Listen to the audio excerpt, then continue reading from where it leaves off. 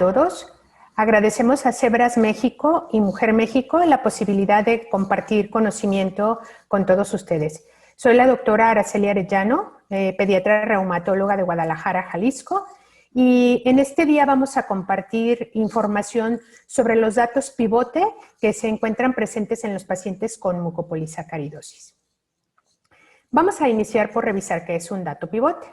Un dato pivote está descrito como aquel síntoma o signo, una conducta, un factor de riesgo, antecedente patológico o alguna alteración de laboratorio o anormalidad paraclínica que de forma aislada pueden representar a una entidad de índole diversa, a cualquier entidad. También el dato pivote puede ser descrito como una condición sine qua non, sin la cual no se puede sostener el diagnóstico del que nosotros estamos haciendo alusión. Entonces, hablando de las mucopolisacaridosis y como un recordatorio, pues sabemos que son un grupo de enfermedades raras que están dadas por el depósito lisosomal y que están causadas por alteraciones genéticas, por variantes génicas que nos llevan a la pérdida total o a la deficiencia parcial de alguna de las enzimas que están involucradas en la degradación de los glucosaminoglucanos. El depósito de los glucosaminoglucanos es la causa primaria y directa de todas las manifestaciones clínicas que vemos en estos pacientes. Pero el depósito lleva también a algunos efectos secundarios y terciarios que ocasionan fisiopatogenia en estos pacientes. Y estos efectos secundarios son principalmente la autofagia y como efectos terciarios la apoptosis y la disfunción de la mitocondria. Las mucopolisacaridosis son solo el 0.1% de todas las enfermedades genéticas. Sin embargo, se encuentran afectadas todas las etnias y todas las razas y de acuerdo a la región del mundo de la que estemos hablando y a la etnia, pues se va a determinar el fenotipo porque existen diferentes fenotipos y diferentes predominios de cada una de las mucopolisacaridosis de acuerdo a la región del mundo de que se trate y a la etnia. Al momento, confirmadas y corroboradas, aceptadas como mucopolisacaridosis, existen 7 tipos. Y estos 7 tipos están dados por 11 deficiencias enzimáticas distintas y las manifestaciones clínicas están dadas de acuerdo a la deficiencia enzimática de la que estemos hablando, porque de acuerdo al glucosaminoglucano no degradado son las diversas manifestaciones que vamos a encontrar en estos pacientes. Vemos aquí un cuadro de las manifestaciones clínicas generales de las mucopolisacaridosis y pues vemos cómo para la mucopolisacaridosis tipo 1 recordar que existen 3 subtipos clínicos, la forma grave o síndrome de Horler que está caracterizada por opacidad de córneas, por alteraciones óseas como la disostosis múltiple, afección valvular cardíaca, crecimiento de hígado y vaso, retraso psicomotor y cuando no hay tratamiento, pues la muerte en la infancia temprana, generalmente en la primera década de la vida. Tenemos por otra parte el síndrome atenuado de la MPS1, que es Sheye, que cursa principalmente con afección articular, con opacidad de córneas, pero que estos pacientes tienen una inteligencia normal o una mínima disfunción cognitiva, y el Horler-Sheye, que es una forma atenuada que está en medio del fenotipo grave y el fenotipo leve. Comparte manifestaciones clínicas con ambos. Por otra parte, la mucopolisacaridosis tipo 2 también tiene 2 variantes clínicas, la forma grave y la forma leve. La forma grave, pues que está dada por la presencia de disostosis múltiple, afección neurológica con retraso psicomotor, hepatoesplenomegalia y la muerte temprana también en estos pacientes. Y la forma leve que tiene un inicio posterior con un coeficiente intelectual que puede tener una disfunción mínima o ser completamente normal, estatura baja, afección musculoesquelética importante y una sobrevivencia hasta la vida adulta en algunos pacientes con una expectativa de vida que puede ser casi cercana al resto de la población sana.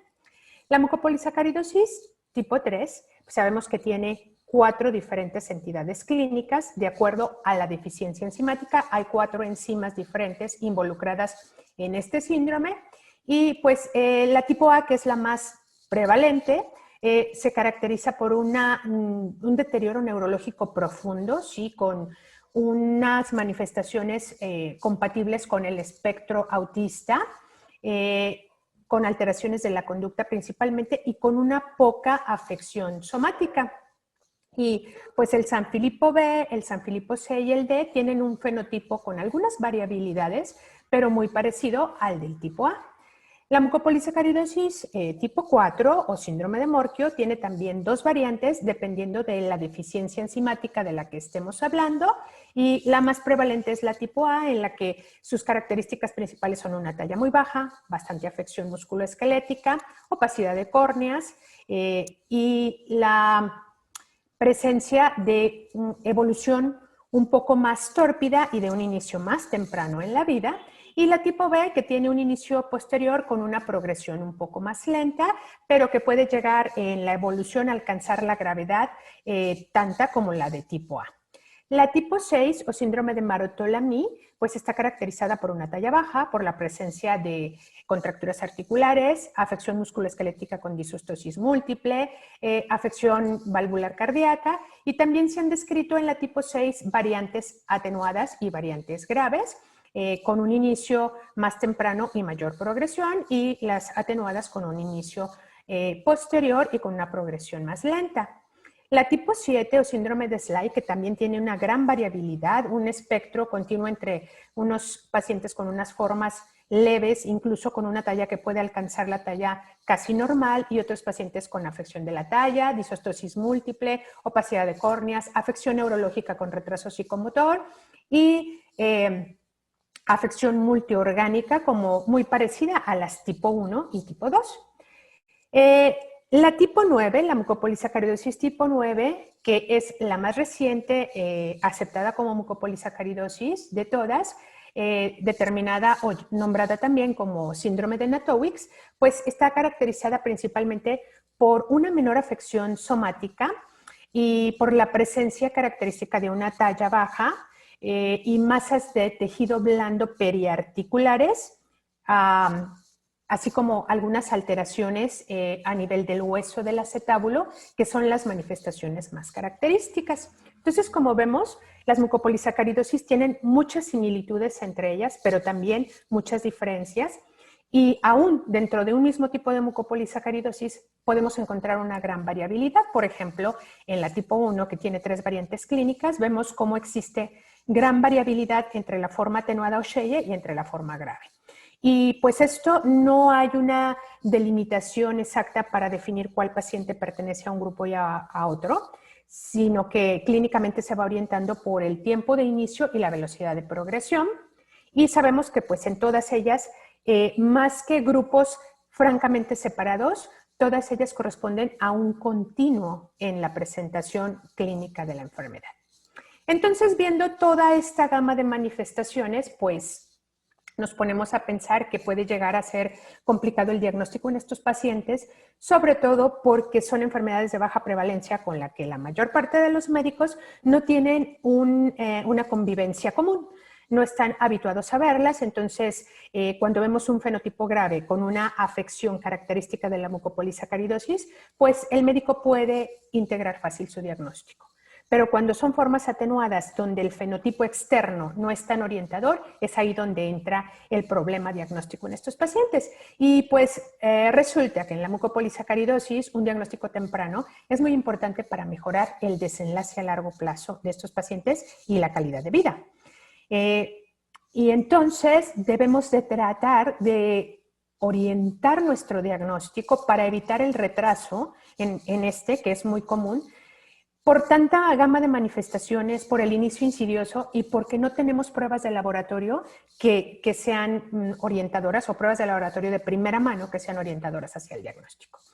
Entonces, como decíamos, pues al existir en la actualidad tratamiento para algunas de las mucopolisacaridosis, se tiene el objetivo de con el tratamiento detener la progresión y mejorar la calidad de vida y también la expectativa de vida en estos pacientes, por lo que los datos pivote en la búsqueda del diagnóstico cobran importancia.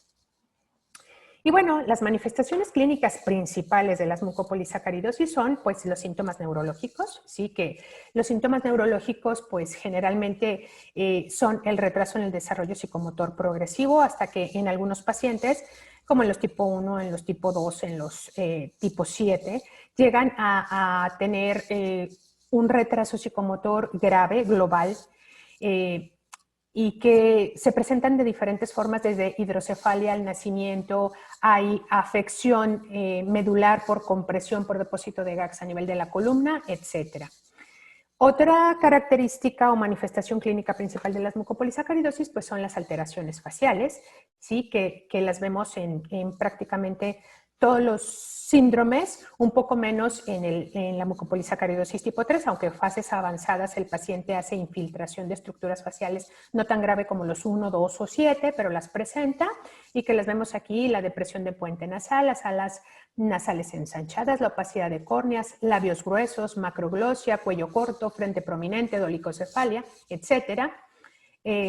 Otra manifestación pues son las alteraciones cardíacas, la patología cardíaca, que principalmente se manifiesta a nivel valvular con engrosamiento, pobre cierre, regurgitación, disfunción valvular en general, pero que también se presenta con enfermedad hipóxica al depositarse los glucosaminoglucanos a nivel de las arterias coronarias y ocasionar falla del riego sanguíneo, hipoxia tisular. La afección ocular también, que es muy importante, que no la presentan todos los tipos de mucopolisacaridosis, pero que la vemos en gran parte de ellos. El tipo 2 es uno de los que no cursa con ella, pero tiene otras afecciones oftálmicas, principalmente a nivel de retina, pero en todos los pacientes que vemos la opacidad corneal por el depósito de GAGs, pues hacen una pseudohipertensión ocular por el engrosamiento corneal y la pérdida progresiva de la visión, tanto por esta causa como por las otras afecciones en el ojo interno. Y a nivel musculoesquelético, pues la displasia esquelética, que vamos a desarrollar un poquito más adelante. Entonces, hablando ya específicamente de cuáles podríamos considerar datos pivote en mucopolisacaridosis, pues una manifestación muy importante en algunos de estos pacientes que vemos principalmente en los tipos 1 y tipo 2, pero podemos ver también en las otras formas, es más bien el síndrome de túnel del carpo. Este síndrome, que no es habitual ver en población pediátrica ni en adolescentes, de hecho es una patología muy rara en menores de 30 años, entonces encontrarlo debería de ser una fuente de sospecha para pensar en mucopolisacaridosis en el paciente que esté con esta afección, y pues que está dado principalmente en esta entidad por el depósito de glucosaminoglucanos a nivel del carpo, que hace que vayan comprimiendo progresivamente el nervio mediano. Esto va ocasionando en los pacientes inicialmente entumecimiento, hormigueo, pero en fases avanzadas pues da una deformidad característica con mano en predicador, como vemos en esta imagen, y asimismo pues una pérdida de la funcionalidad de la mano, y el dolor conforme progresa la enfermedad es cada vez más intenso. En los pacientes con formas graves de la mucopolisacaridosis se debe de buscar intencionadamente el síndrome de túnel del carpo, porque el paciente puede estar neurológicamente muy afectado y no poder referir la molestia de parestesia, de entumecimiento o de dolor a este nivel. Otro dato pivote en las mucopolisacaridosis, como mencionábamos hace un momento, pues es la presencia de disostosis múltiple. La disostosis múltiple es una gama radiográfica de manifestaciones con la que cursan los pacientes con MPS y que está caracterizada por alteraciones radiográficas a diversos niveles corporales. A nivel del cráneo, las manifestaciones más características es un engrosamiento de la diploide y una deformidad de la silla turca que pierde su concavidad habitual y toma una forma de J. A nivel de los metacarpianos, estos pacientes hacen un ensanchamiento distal de los mismos con acortamiento proximal, y estos metacarpianos con esta característica forma son denominados en la literatura como metacarpianos en bala. A nivel de la columna, pues los pacientes pueden hacer giba, escoliosis y hacen a nivel de las vértebras una deformidad muy característica, que es una deformidad en picos de la columna, y está dada porque el hueso se vuelve tan porótico y tan frágil por el depósito de glucosaminoglucanos que permite la herniación del núcleo pulposo a través del mismo, y entonces desarrollan esta deformidad anteroinferior en las vértebras, que es característica de la mucopolisacaridosis. Hay hipoplasia del proceso odontoide. Los huesos largos generalmente son cortos y anchos. Esto contribuye pues obviamente a la talla baja con la que cursan estos pacientes. A nivel de pelvis hay varias alteraciones. Los pacientes tienen crestas ilíacas aladas, ¿sí? de gran variabilidad entre unas formas de mucopolisacaridosis y otras, y muchos de ellos cursan con displasia de cadera, con falta de formación del acetábulo, cabezas femorales pequeñas y obviamente fuera de su sitio en la concavidad acetabular. Otro dato pivote importante en mucopolisacaridosis pues es la presencia de la jiba dorsolumbar. Estos pacientes pueden incluso nacer con ella presente y el encontrar esta jorobita, esta jiba dorsolumbar en el paciente al nacimiento pues debería de hacernos sospechar el diagnóstico de mucopolisacaridosis.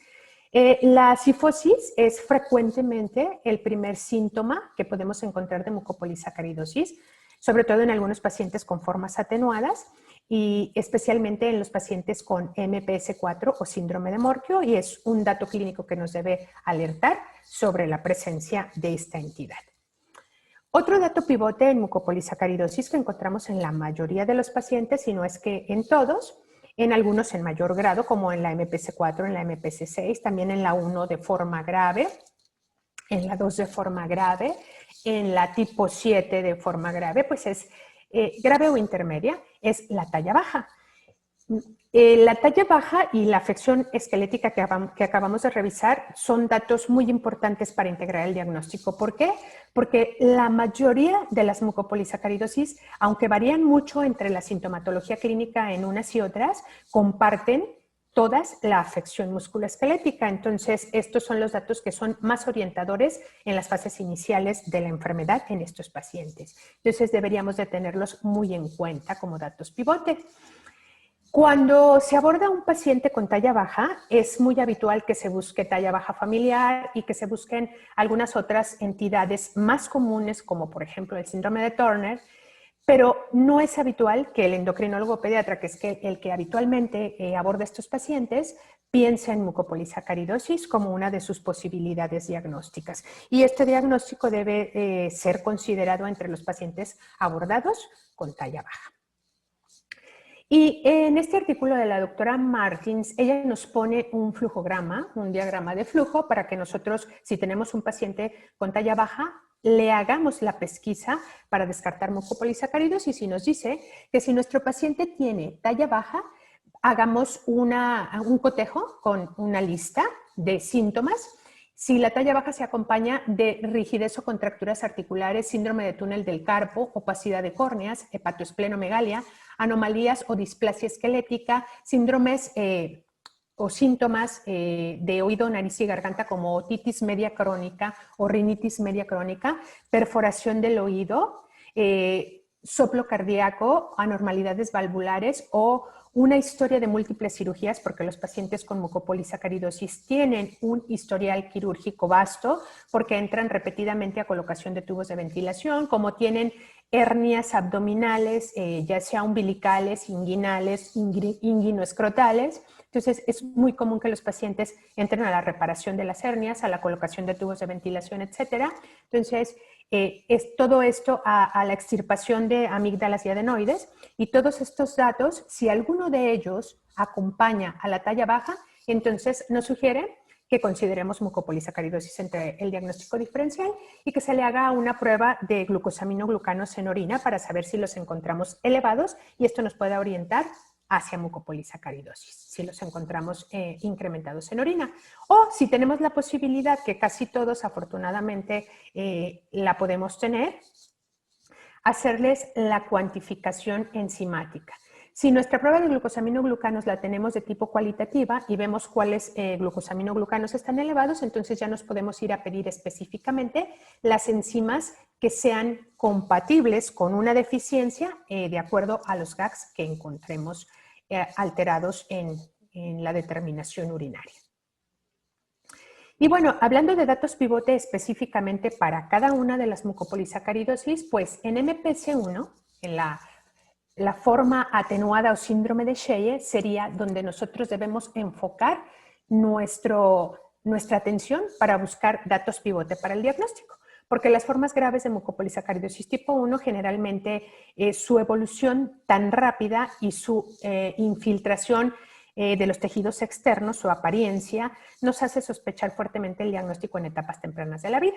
No así las formas atenuadas como el síndrome de Sheye, donde vemos que, bueno, hay facies discretamente infiltradas en un paciente con un coeficiente intelectual conservado, completamente normal. Y vemos aquí ya pacientes en la vida adulta con una evolución más prolongada, donde definitivamente su apariencia externa no nos puede decir de primera intención que la mucopolisacaridosis es el diagnóstico. Entonces, para enfocar los datos pivote en MPC1, específicamente en el síndrome de Sheye, pues tomado del registro internacional de pacientes con mucopolisacaridosis, Manger nos reportó que los 5 principales síntomas clínicos que presentan los pacientes con síndrome de Sheye son el túnel del carpo, que ya revisamos, la presencia de afección valvular cardíaca, que ya revisamos también, la opacidad de córneas, las contracturas articulares y la presencia de hernias abdominales. Entonces, los datos pivote en un paciente que no tiene manifestaciones fenotípicas clásicas de mucopolisacaridosis tipo 1 deberían de ser estas 5 manifestaciones. Y Vijay nos presenta también un estudio que realizó él con pacientes de su atención, donde nos refiere que las contracturas articulares son la manifestación clínica más frecuente y más común en los pacientes con síndrome de Sheye. Él la encontró al inicio de la enfermedad o al diagnóstico de la enfermedad en un total de 44 pacientes, pero durante la evolución el 100% de los pacientes presentaban contracturas articulares, por lo que estas que al encontrarlas nosotros presentes nos deberían de hacer sospechar el diagnóstico. Algo muy importante a mencionar es que no solo en MPC1, en todas las mucopolisacaridosis que cursan con contractura articular, pues estas afectan todas las articulaciones del organismo. Esto nos puede orientar hacia el diagnóstico, ya que, por ejemplo, las artropatías inflamatorias no es común que el paciente esté afectado de todas las articulaciones. Y otro dato, pues que sabemos que nos puede ser muy orientador, es que no hay datos locales de inflamación, no hay aumento de volumen, aumento de temperatura en el momento de la exploración al paciente. Puede haber dolor, pero el dolor está más en función de tratar de movilizar una articulación que tiene mucho tiempo en una posición por la contractura. No es un dolor permanente de tipo inflamatorio. Y pues las contracturas articulares obviamente le dan al paciente limitación de los arcos de movilidad articular y esto da alteraciones en la marcha, incapacidad para realizar las actividades de autocuidado, para el desempeño escolar, etcétera. Vemos aquí en estas imágenes pues, la artropatía a nivel de las manos con las contracturas articulares de las interfalángicas proximales, pero especialmente distales. Esa es una característica de la mucopolisacaridosis, una afección distal importante que es menos común encontrar en una artropatía inflamatoria en la infancia y que nos puede orientar también al diagnóstico. Y bueno, las contracturas articulares, conforme el tiempo pasa y se van haciendo pronunciadas, nos van dando la clásica mano en garra de estos pacientes y bueno, cuando tenemos la contractura a 90 grados de las articulaciones, los dedos en gatillo. En los primeros reportes de mucopolisacaridosis de hace mucho tiempo se decía que si un paciente presentaba una contractura articular no inflamatoria o un dedo en gatillo específicamente, era mucopolisacaridosis hasta no demostrar lo contrario. Y pues aquí vemos algunas otras imágenes donde ya el paciente tiene su deformidad de mano en garra por las contracturas progresivas. Hablando ahora de la mucopolisacaridosis tipo 2 y cuáles son sus datos pivote o sus hallazgos distintivos, pues en MPS2 son principalmente la presencia de hiperactividad, las alteraciones en la conducta en estos pacientes, una dermatosis característica papular, y las anomalías dentales y algo pues que nos orienta mucho sobre el pensamiento en MPS2 es que estos pacientes no tienen opacidad de las córneas. A nivel dental, pues estos pacientes suelen presentar retraso en la erupción dental, que esto es un dato que no vemos frecuentemente en pacientes sanos o con otras enfermedades. La presencia de un arco palatino alto. Pueden tener dentición en picos, como los dientes de Hutchinson que se veían en el pasado cuando había alta prevalencia de sífilis. Y característicamente estos pacientes no solo tienen diastema, tienen separación interdental de prácticamente todas las piezas, ese es otro dato característico. A nivel neurológico, pues las formas graves de MPS2 tienen retraso en el desarrollo psicomotor y son las alteraciones de la conducta las que se presentan principalmente en forma temprana y que nos pueden hacer sospechar el diagnóstico. La hiperactividad en estos pacientes es la presentación más prevalente de todas y otras alteraciones en la conducta como obstinación, frustración, impulsividad, incluso autoagresión. Los pacientes se frustran cuando empiezan a perder sus capacidades neurológicas y pueden lesionarse, golpearse contra otra persona o golpearse contra la pared o algún objeto y pues antes de perder sus capacidades de comunicación tienen una conducta desafiante cuando todavía tienen capacidad de moverse por sí mismos. Y en esta imagen vemos los signos cutáneos que son cuasipatognomónicos de esta entidad. No son patognomónicos porque estas lesiones papulares blanco-aperladas de localización predominante sobre las escápulas en la región de la espalda han sido descritas en algunas otras entidades clínicas y en algunas otras mucopolisacaridosis de forma muy aislada, pero es muy raro encontrarlas en otras MPS y es relativamente común encontrarlas en MPS2, entonces se consideran lesiones características o datos pivote de esta enfermedad. Respecto de la mucopolisacaridosis tipo 3 o síndrome de Sanfilippo, pues esta afección tiene como datos pivote las manifestaciones neurológicas. Afección neurológica progresiva es su principal característica. Lo vemos con un manifestado, con un retraso en el desarrollo psicomotor progresivo, con alteraciones iniciales del lenguaje importantes, también con trastornos de la conducta. Estos pacientes, al igual que los MPS2, son hiperactivos, agresivos, con poca tolerancia a la frustración. Y estos pacientes manifiestan además características de las manifestaciones del espectro autista. Tienen alteraciones importantes del sueño, tienen alteración del ciclo sueño-vigilia y algo que nos hace pensar en el diagnóstico diferencial respecto, por ejemplo, de los pacientes con MPS2 es que estos pacientes tienen poca afección somática, no tienen un fenotipo tan característico de mucopolisacaridosis como los tipo 2 de forma grave. Entonces, hay afección y esta se va presentando, pero en etapas posteriores. La característica importante es la afección neurológica grave en estos pacientes. Respecto de los datos pivote en la mucopolisacaridosis tipo 4 o síndrome de Morquio, pues el primer dato pivote en esta entidad es la hiperlaxitud articular. Ninguna de las otras mucopolisacaridosis presenta hiperelasticidad articular. Solamente la mucopolisacaridosis tipo 4 o síndrome de Morquio. Vemos en las imágenes cómo los pacientes tienen una contractilidad articular exagerada. Vemos aquí cómo dobla la extremidad inferior de forma importante hacia atrás. Vemos aquí cómo hiperextiende el carpo. Son pacientes sumamente elásticos y encontrar un fenotipo característico de mucopolisacaridosis en un paciente con un estado cognitivo conservado, con mucha displasia esquelética y talla muy baja, pues nos debe hacer sospechar en síndrome de Morquio. El otro dato pivote de estos pacientes pues es que la displasia esquelética, aunque la presentan muchos otros tipos de mucopolisacaridosis, es muy particular y muy pronunciada en los pacientes con MPS4. Estos pacientes desarrollan escoliosis muy pronunciadas, deformidades torácicas, unas cajas torácicas extremadamente pequeñas con mucha deformidad, pueden presentar el pectus carinatum de forma muy importante, tienen displasia de cadera, por supuesto. Los pacientes con Morquio son los que desarrollan los picos, la deformidad en picos de la columna más importante, unos picos muy gigantescos, hacen un genovalgo muy pronunciado, es un dato característico verlos caminar con su genovalgo muy pronunciado.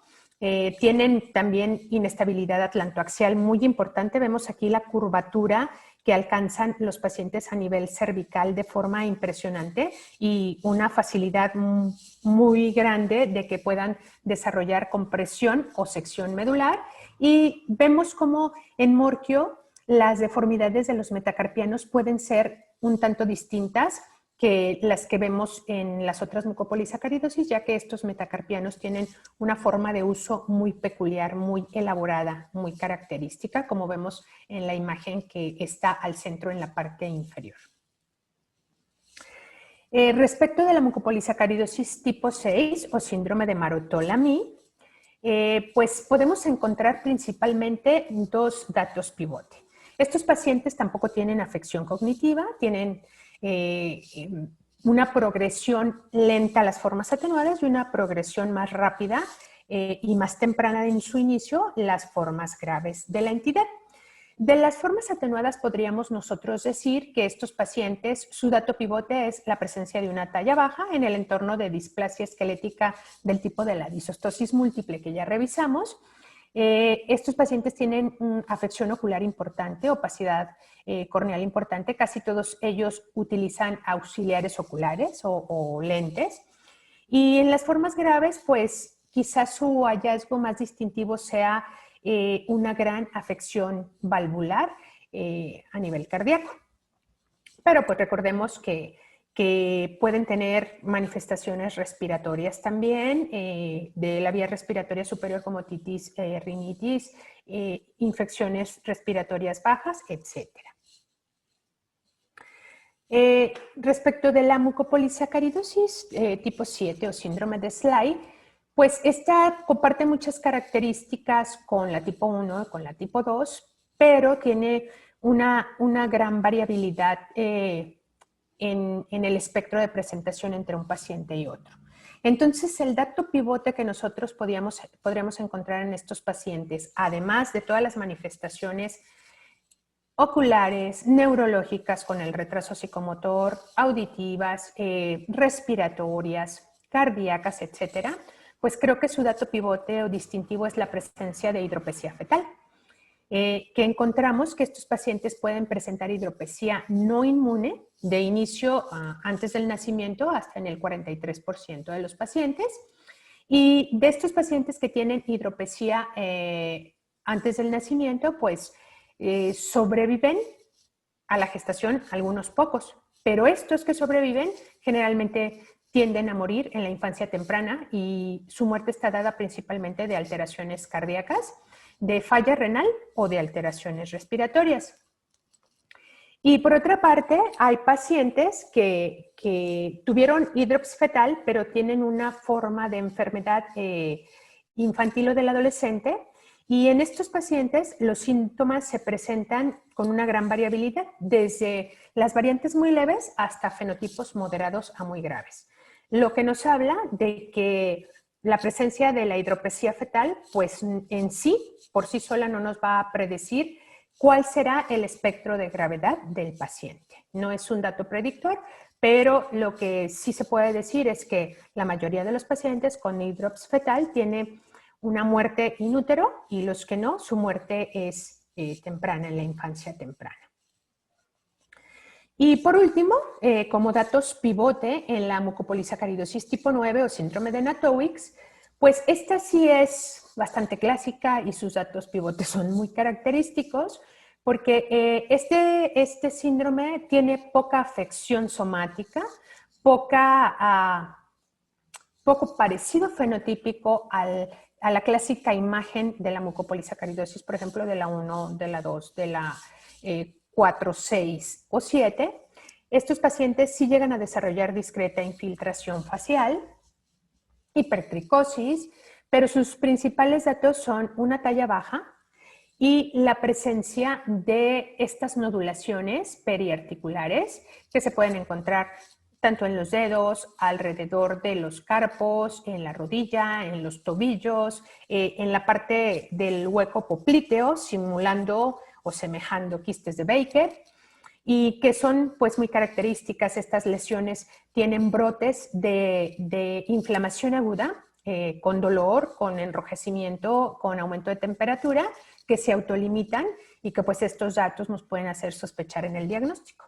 Otro dato de estos pacientes y que se considera, al igual que las lesiones papulares de la mucopolisacaridosis tipo 2, como un dato cuasi patognomónico del síndrome de Natowicz o MPS 9, pues es la presencia de lesiones erosivas a nivel del acetábulo, como vemos aquí en la imagen. Esta imagen es de la presentación original de la primera paciente con este síndrome por el doctor Natowicz en 1996 y que son pues muy características del síndrome.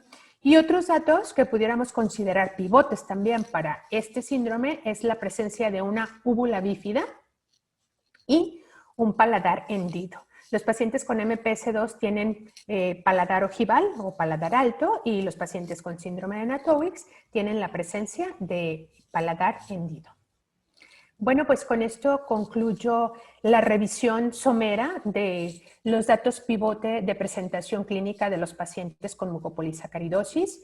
Espero que haya sido de utilidad y de su interés y estoy a sus órdenes y pendiente de preguntas y comentarios.